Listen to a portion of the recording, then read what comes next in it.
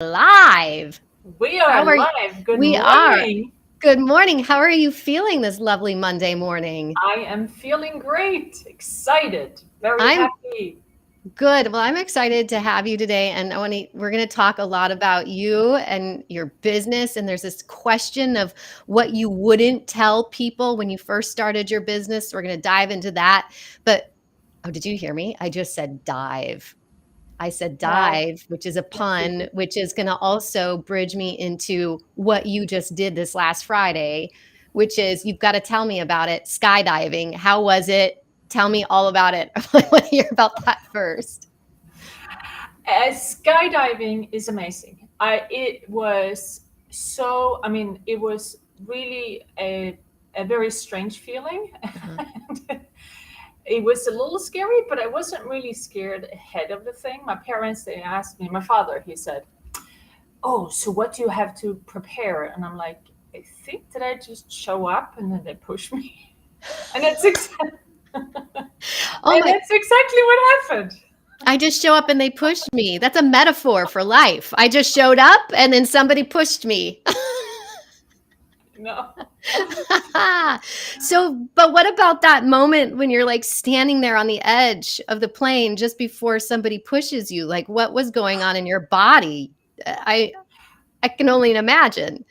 And that was the only few seconds that were a little scary, but it's not even that. So we were sitting in the plane. He Uh-huh. was tight to me, the my guy Marco, and and he said, "Okay, you're gonna hold your head back and you're gonna hold your straps until he patted me on my shoulders." And then we sat in the seats, and then he just pushed. So we were in the air. It's like ripping a band-aid off.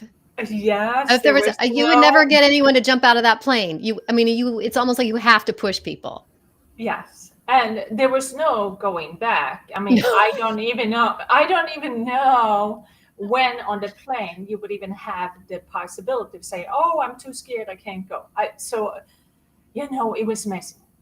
Wow. So how long when you do that, how long do you spend in the air? 3 minutes. 3 minutes. That's how long it takes from being pushed out Fourteen of the plane to hundred. 1400. 1400. No, 14,000 feet above ground. so it takes 3 minutes to get from 14,000 feet to the ground. Yes, and the first maybe minute Yeah. we were just free falling. And Oh my that's when we God. did the loops and the spins I had told him ahead of time. I said I want to do as many spins and loops as I possibly can. He said, Oh my "But God, this I is your love you. first time." I said, "Yes, I want Okay. to." So now everyone has gotten to know you, Tina Larson, that you take risk big time, which is something you go head on into things, and I love that about you. And can you introduce to our audience, like you're Tina Larson, you have the Folson Group, you co-own that with your husband, and you work with co-op boards here in New York City. But tell me a little bit more about that and how you got into that business in the first place. Okay. So the way we get into our business is that I come from a background. My husband comes from a background, and we started our own investment firm. Mhm. But the way that we invested, so we were a sub manager for the big firms, so Merrill Lynch, UBS, etc. Mhm, mhm. And that entire business, they started taking that on themselves. So we kind of saw that that was blowing up. At the same time, we, the co-op board in my building, in our own building, they raised maintenance for the 10th year in a row by 5%. This is during a time when there's no inflation. And Mhm. in the beginning, when we moved in, we didn't really pay attention because we were too busy with work and stuff. And then we Mhm. paid attention. So we went like, this doesn't make sense, because if there's no inflation, why are the costs increasing by 5% per year? Because it's supposed to break even. It's not, a co-op is run as a non-profit. It's not supposed to make a profit. Okay. So we got a group of neighbors together, and they all felt the same way. Mhm. And we had a coup. We took over the board. But Mark is much more diplomatic, shall we say, than I am. I have no, I have Balance no each other out. yes, I have no patience for stupidity, and yeah. So, so he ran for the board. You can only have one from each apartment. Hmm. But I helped out using my financial background, being an analyst on Wall Street. Hmm. So I helped them try to find savings. And in that, I had to figure out, so if a cost is, let's say one cost is $10,000. So Hmm. this budget was $3 million. Hmm. So one cost is $10,000. I had no idea. Is that high? Is it low? Is it average? So Right. what I did was I went out and I got the financial statements for lots of buildings, and I built a benchmark so that we could compare each cost. So I have a huge spreadsheet Hmm. and made some phone calls. We eliminated some services that were paid for twice. One service paid for, it's like having your cell phone both with AT&T and Verizon, right? I mean, who has that? Hmm. So we did all of that, and we were able to save our own building $340,000 in the first 3 years. Incredible. That's incredible. And then Thank from you. there, that is incredible. This And then when I sparked was, something. yes, but initially I didn't think of it. But you know how many people want to meet another financial advisor when you're out networking, right? That's Right. yes. Did. Yes. So, so instead of introducing myself as a financial advisor, I started introducing myself as I helped my co-op save $340,000. And that's when people said, "Oh, can I introduce you to my co-op board?" And yes, Well, what I want to say here is what you did very quickly, what you learned quickly was how to differentiate yourself from the masses, right? yes. Which is so important. I think a lot of business owners struggle with that. Like, what is your unique, uh, what's the thing that makes you unique? What is the pain point that is unique that you're solving, problem that you're trying to solve? So I think that, I feel that there's a lot of lessons to be learned from that story for other entrepreneurs, other solo business owners. I did, yes. Well, I find it inspiring myself. Every Oh, time I well, tell this yes, it's story, I'm like, inspiring. uh, well, so continue on. So then yes. you, We were out networking. They said all of these people that we were handshaking before COVID. And they said, "Can I introduce you to my board?" I went home to Mark. I said, "Listen, Mark, I think we're onto something. Should we start a business?" So what we did was that it was initially basically just a side hustle, but mm-hmm. we started marketing it. I actually joined a BNI group where that was my seat. It was not my Okay. financial. They already had a financial advisor, but I started with this firm, and we kind of saw that the other business was going to disappear eventually. And yeah, so that's where we were, and then we started, and then Mark switched his BNI seats, and And then 2019 he started taking off.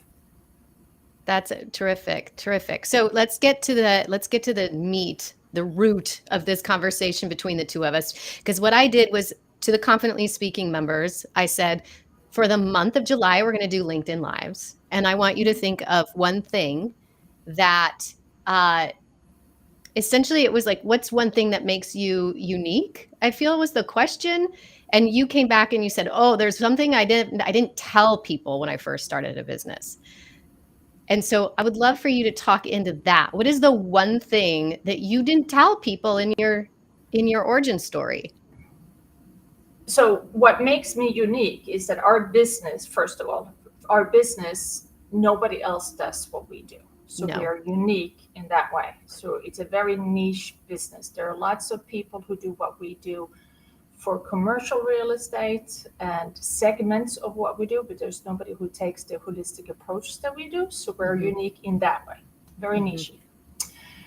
But when it comes to what I didn't tell people, because I didn't think that it was relevant, and I still don't feel that it should matter, is that I never told, both in my finance business with my husband and in this business with my husband, I never told people that he's my husband. I went like, well, that's nobody's business. Doesn't matter if we're husband wife or if it's business partner or just business partner. I mean, what's the difference? So I didn't tell people, and lately, I still don't present it as he's my husband. I mean, I can say I never tried to hide it.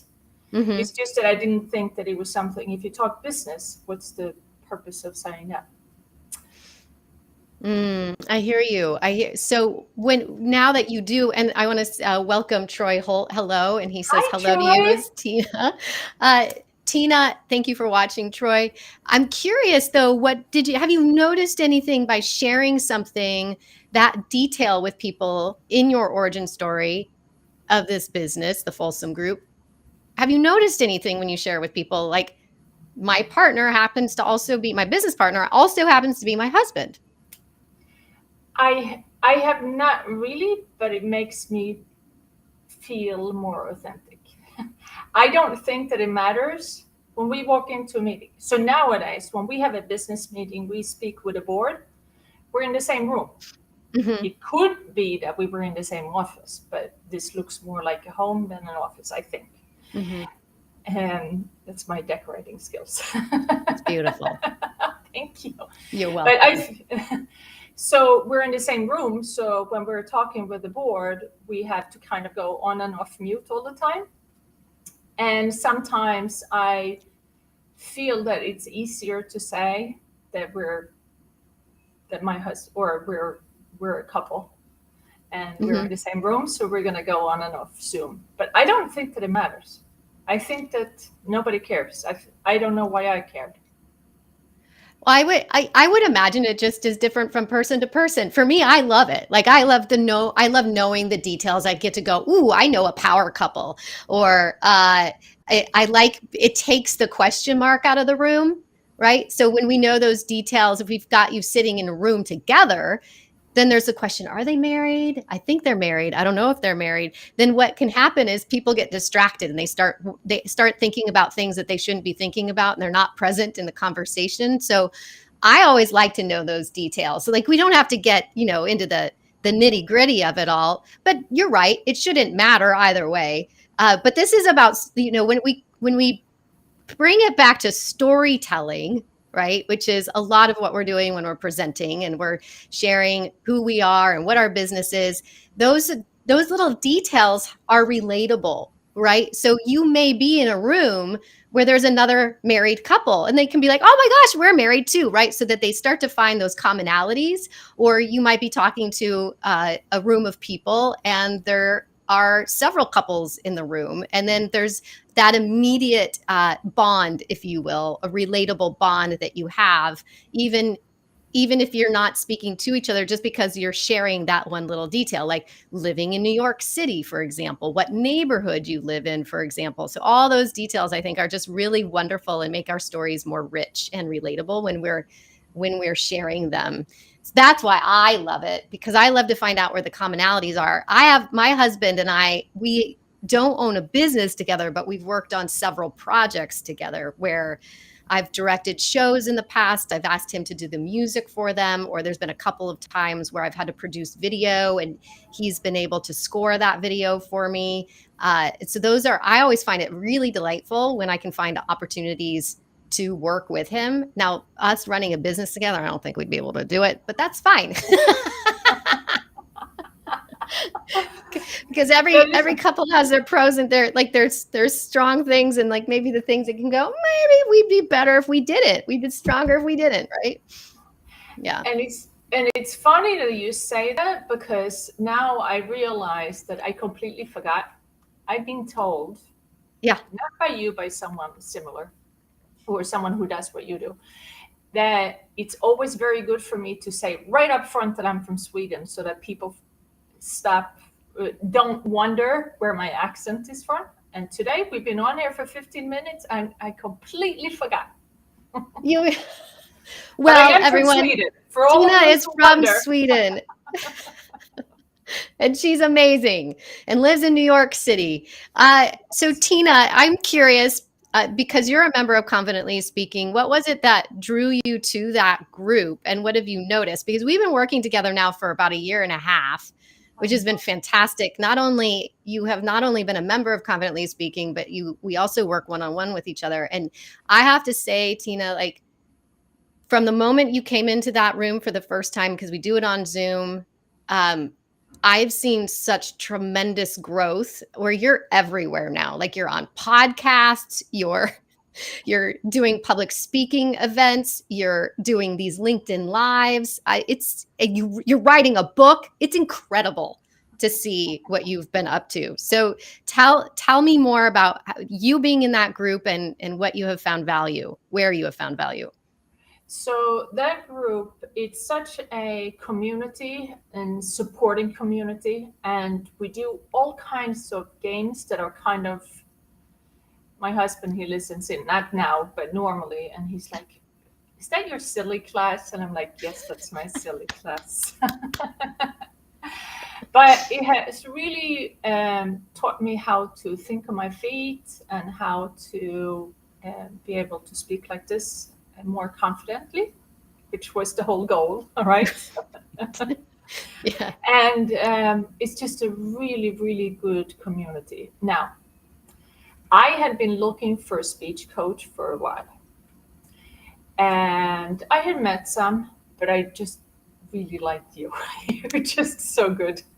So I had tried a few. I tried a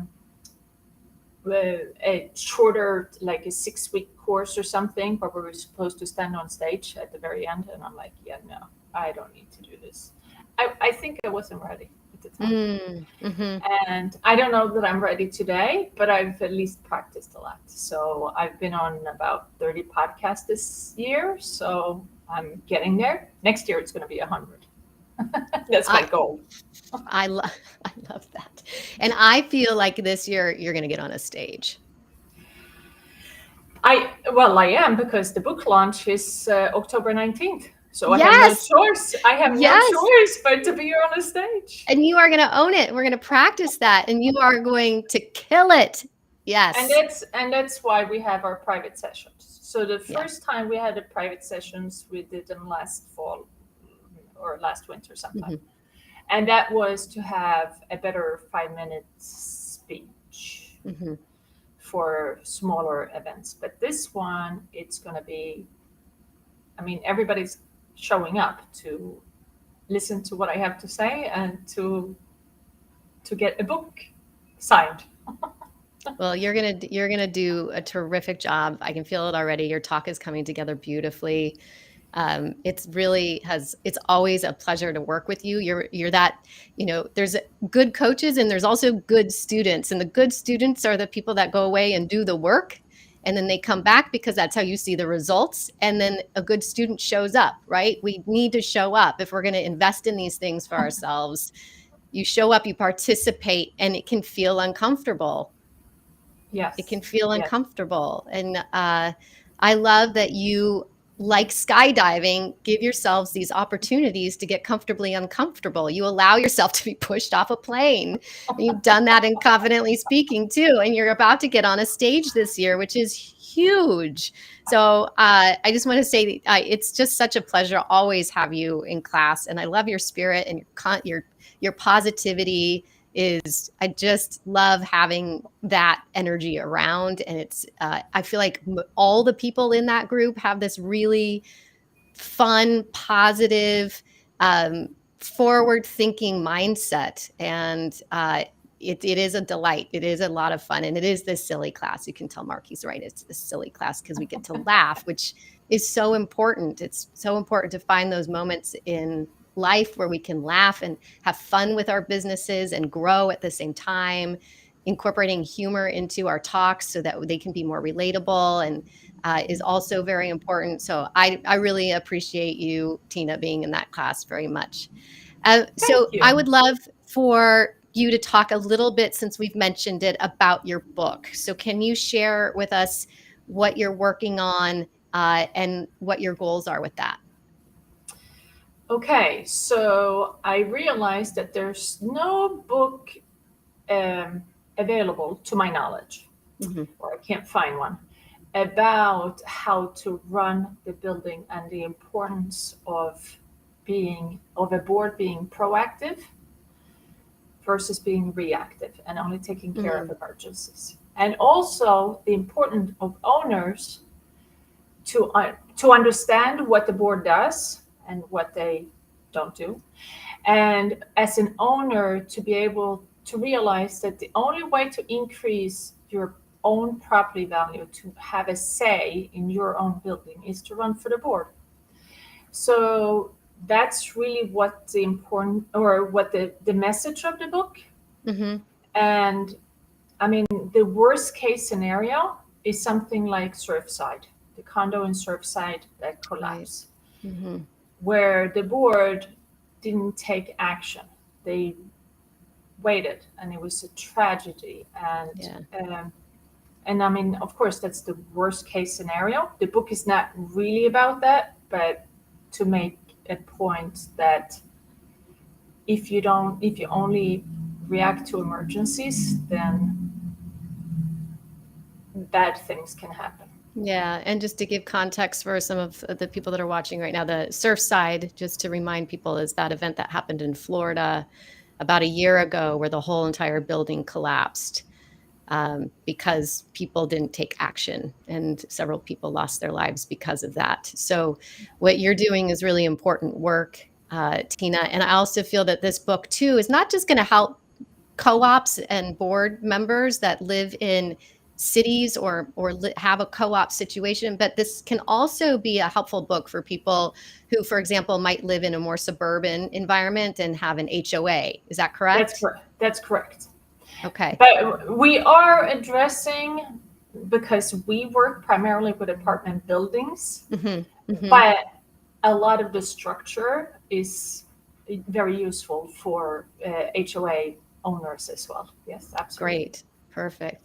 Well, Yeah. Tina, tell people, I have it here for people to find you, Tina Larson, and you can, I know we can find you here on LinkedIn, but tell us other places where we can find you, get in touch with you, especially if you are here in New York City and you happen to be a member of a board or co-op, how you can get a hold of Tina, because she has saved so many co-ops thousands of dollars that Hundreds was of just basically thousands. being thrown out the window. You're very well connected in this city as well. So Yes. tell us how we can find you so that uh, you can help more people. Well, the easiest place to find me is on LinkedIn. And in my about section, it has my email, my phone number, but you can DM me on LinkedIn. But otherwise, my email address is tina@thefolsongroup.com. Our website is there. There's a contact button, and I'm also on Instagram and all the other great platforms. But I'm most active and most often by email or LinkedIn. Wonderful. Well, thank you, Tina. You are fearless. I love that about you. Thank you, Kim, for watching. I see you there. Hi, Thank you. Kim. I want to say have a terrific rest of your day. Congratulations on going skydiving. That's fantastic. Congratulations on your upcoming book. And I look forward to hearing that big talk that you're going to be giving, and it's going to be successful and amazing. So thank you. Me too. Thank Bye. you. Thank Bye, you, everyone. everyone.